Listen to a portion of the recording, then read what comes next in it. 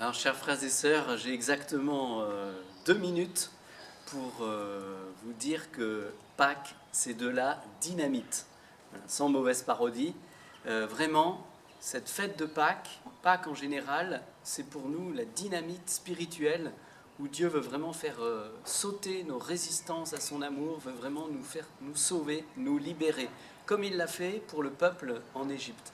Vous savez que chez nos frères et sœurs juifs, quand ils célèbrent la Pâque juive, les rabbins disent que chacun doit considérer que cette nuit de la Pâque, c'est vraiment lui qui est sorti d'Égypte, c'est vraiment lui qui a été sauvé des mains des pharaons, de l'esclavage par le Seigneur. Alors frères et sœurs, pour nous aussi c'est valable. La Pâque, c'est chacun qui doit expérimenter personnellement ce salut de Dieu. Et c'est ce que Dieu veut faire. Alors la bonne nouvelle, c'est qu'à la paroisse, on a tout mis en place pour que cette Pâque en confinement soit une Pâque intensément. J'allais dire vivre Pâques comme si c'était la première et la dernière fois.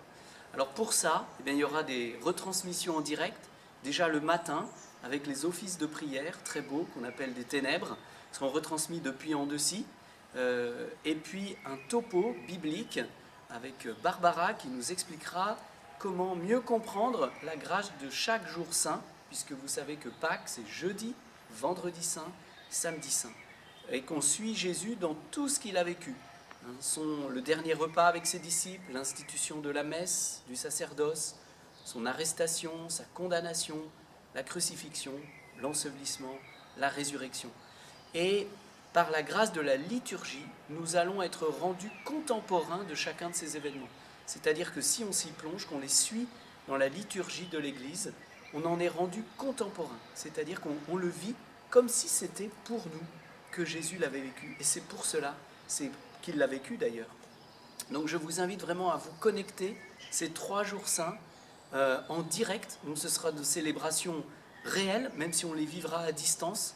La grâce de Dieu sera là pour nous rendre contemporains de ces événements, pour nous faire véritablement expérimenter ce salut de Dieu.